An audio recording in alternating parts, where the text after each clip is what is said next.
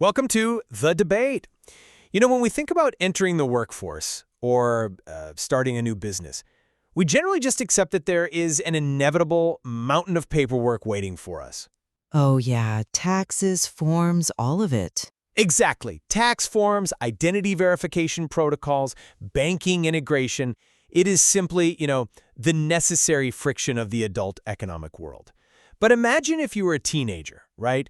Bursting with creative energy.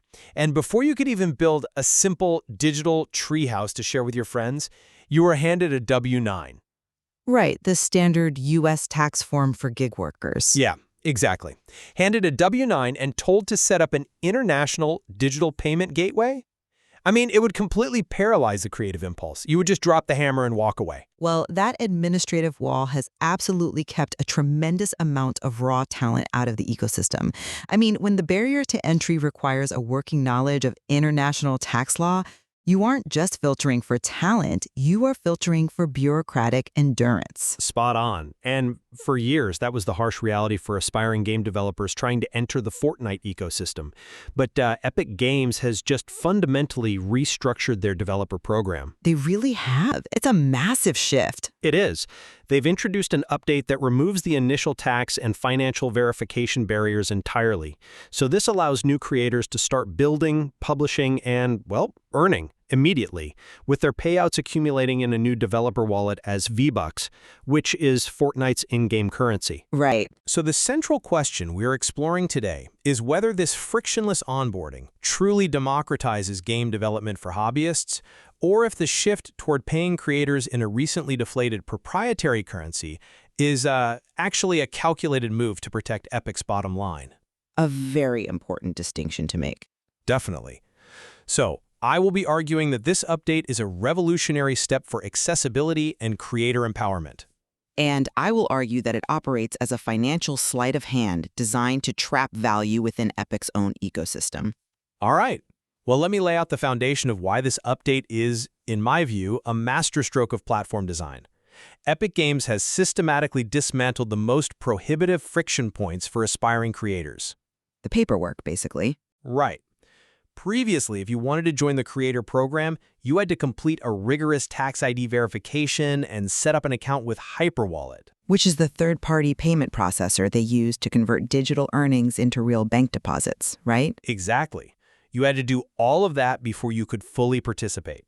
Now, a developer only needs to meet a remarkably low eligibility threshold. The $20 rule. Yep, the $20 rule. Either make any real money purchase via Epic Payments, or simply spend or redeem $20 in Fortnite across any platform within the last 365 days. Wow. Once you meet that minor threshold, you're in. You can start publishing Unreal Editor for Fortnite or, UEFN Islands immediately. Your rewards begin accumulating as V-Bucks right off the bat. I see. This is a massive, unequivocal win for hobbyists.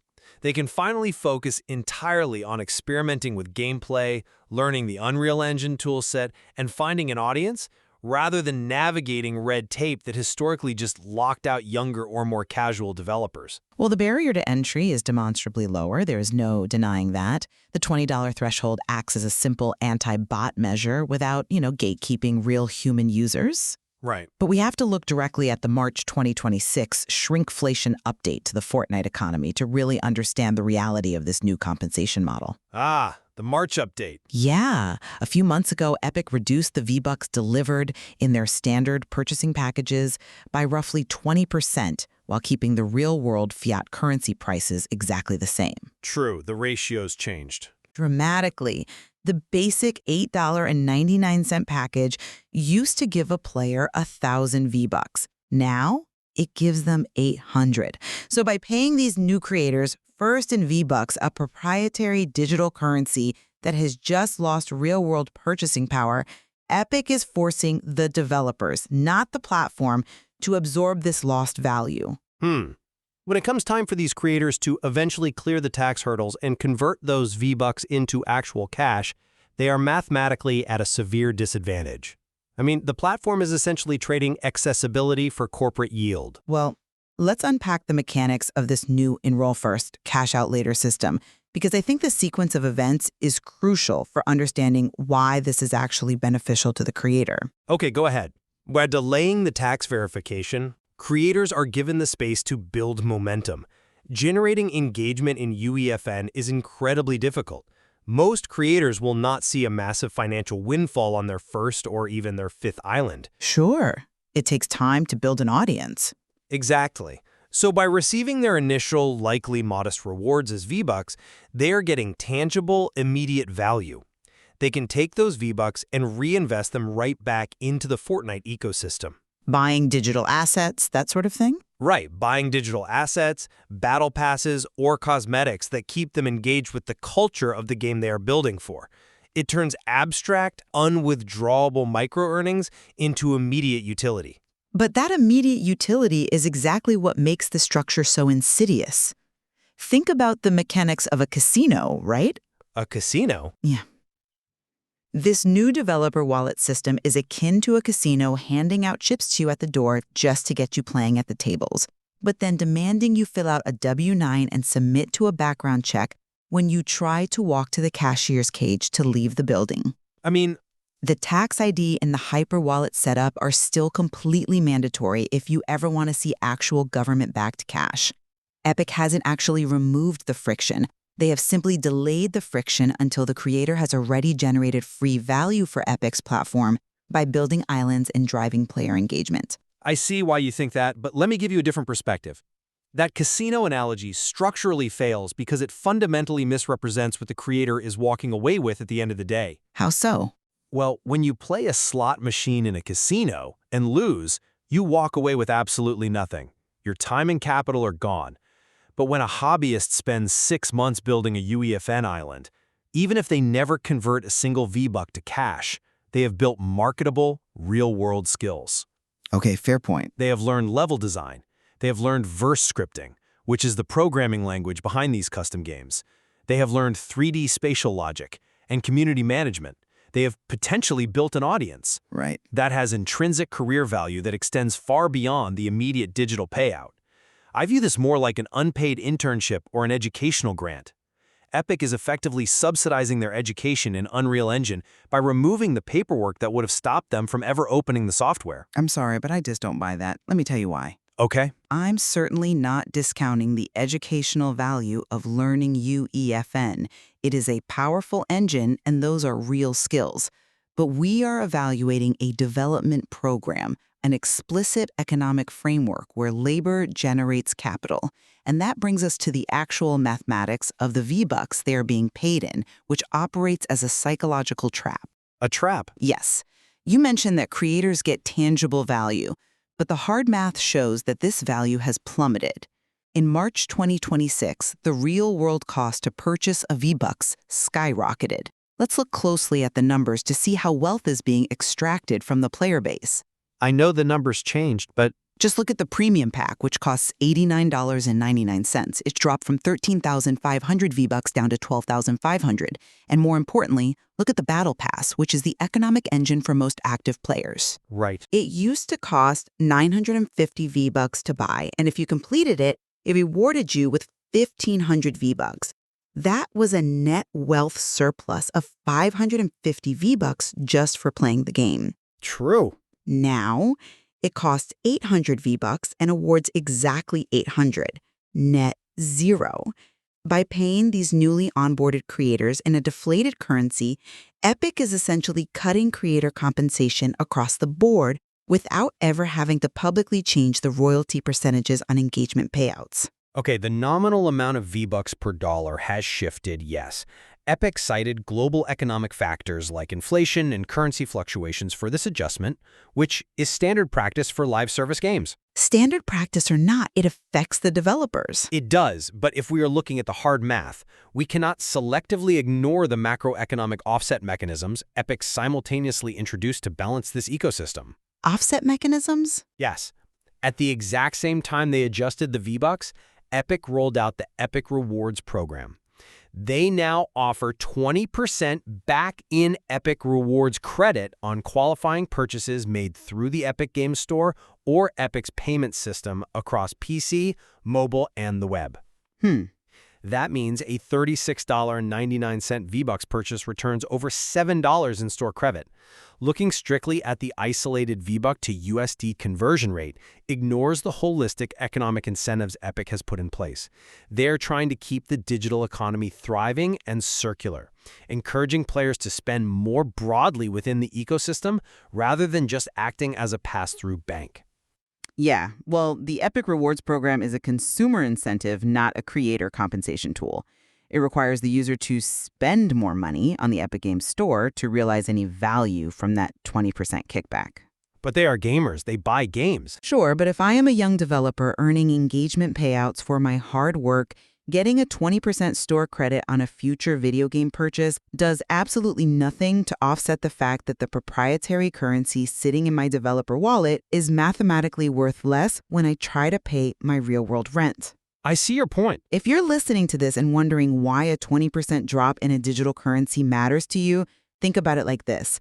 Imagine your boss just decided to pay you your monthly salary in company gift cards, but stealthily raised all the prices in the company store right before payday. That's a bit extreme. Is it?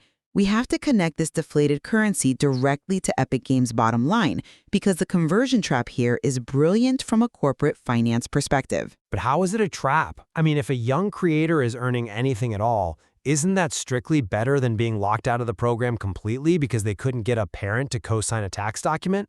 It's better than nothing, sure, but... Walk me through how delaying the payout actually harms them financially, rather than just delaying their gratification. It harms them because of the time value of money and the mechanics of the conversion spread. Epic saves an astronomical amount of real-world capital by minting V-Bucks at zero marginal cost to fill these new developer wallets. Okay. When a 16-year-old builds a hit map that brings in millions of players, Epic owes them value for that labor. Under the old system, that value was immediately calculated in fiat currency cash and routed via hyperwallet. Right. Epic had to have the cash reserves ready and liquid to pay out immediately. Now, under this update, Epic simply credits their account with digital V-Bucks. There is no cash leaving Epic's balance sheet. Epic maintains their cash reserves longer, earning real-world interest on that capital in their own bank accounts. It is essentially an interest-free loan provided by the developer's labor. But the creator still holds the underlying value in their wallet. They haven't lost it. No, they hold a digital token, not the underlying value. When that creator finally decides they want to clear the hyperwallet and tax hurdles to convert their accumulated V-Bucks into real money, the conversion rate is anchored to the post-shrinkflation economy. Epic gets the labor for free up front, holds the cash indefinitely to earn interest, and when they finally do pay out, the creator loses out on the conversion spread because the V-Buck is significantly weaker than it was before the March 2026 update. Epic Games' bottom line is protected at every single stage of this transaction, while the creator absorbs all the friction of the exchange rate. I'm not convinced by that line of reasoning because, well, you are analyzing this as if it were a zero-sum game between Epic and the creator, and it simply isn't. The digital economy is expanding. But the math. You have to ask yourself a very pointed question. Isn't a slightly devalued slice of a rapidly expanding global creator economy vastly superior to no slice at all? We are talking about a demographic, primarily teenagers, hobbyists, and international creators, that was entirely excluded from the gig economy. Furthermore, you are glossing over a massive detail from the program update. Which is? Existing professional developers keep their current real money setup. If you are already in the program, nothing changes. Your hyperwallet is intact, your cash payouts continue based on the established metrics. Yes, they were grandfathered in. Exactly. This new V-Bucks first developer wallet specifically and exclusively serves to bring entirely new voices into the fold. If Epic's primary goal was just to protect their bottom line, mint free money, and trap capital, they would have forced the legacy creators, the ones generating millions of dollars, onto the V-Bucks system as well. They didn't do that. That's a compelling argument. But have you considered the precedent this sets for the future of digital gig work? In what way? Yes. Existing creators were grandfathered into the fiat system, but the next generation of top creators, the ones who will dominate the platform in 27 and beyond, are all being onboarded through this new funnel. They are being acclimated to a system where their labor is initially compensated in company script. Company script? Yes.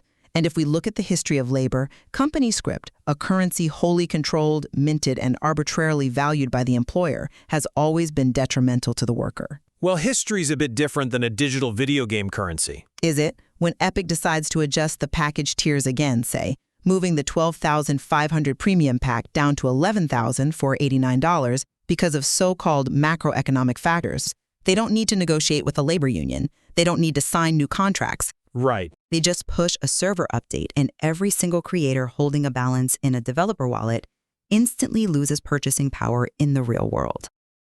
The ease of onboarding is undeniable.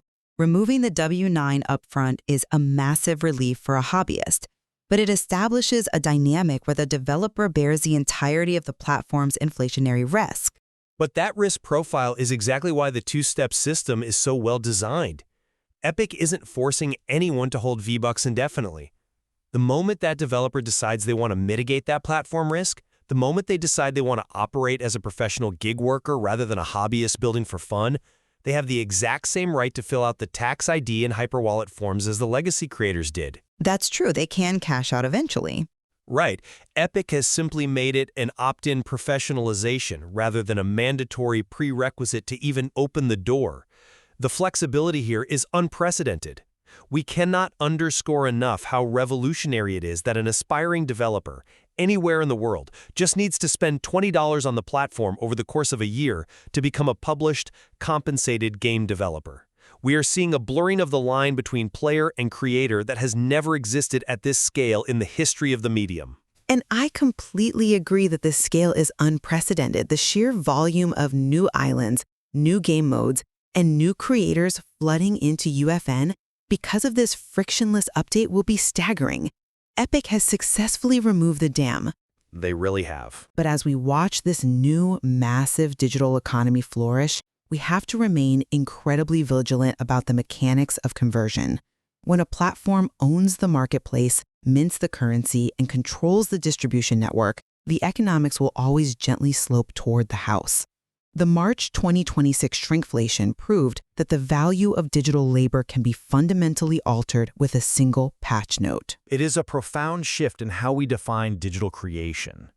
So, to summarize where I stand after our discussion, lowering the barrier to entry to just a simple real money purchase and eliminating the upfront administrative paperwork makes game development more accessible than at any point in history. Right. It fosters a vibrant, expansive hobbyist community where anyone can learn professional-grade tools and be immediately rewarded for their engagement without needing an accountant to get started. And to summarize my perspective, while the accessibility is a genuine achievement for platform growth, the underlying mechanics of paying these new creators in a post-shrinkflation digital currency ultimately serves to protect Epic's corporate bottom line. It effectively reduces the real-world cash yield for developers upon conversion and normalizes a dangerous precedent of paying gig workers in volatile company script.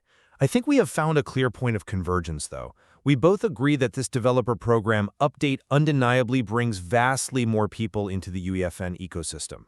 The administrative friction is gone, and the population of creators will surge because of it. Absolutely. The population of creators will grow exponentially. The remaining tension between our viewpoints is simply whether the economic structure waiting for them treats those new entrants fairly once they start generating real value for the platform. It highlights just how complex the intersection of proprietary digital currencies and real-world gig economies has become.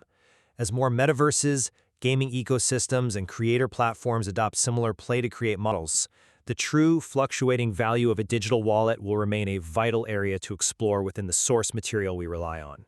What actually happens to the global labor market when the arcade tickets pay your rent? We'll leave that for you to weigh. Thank you for listening.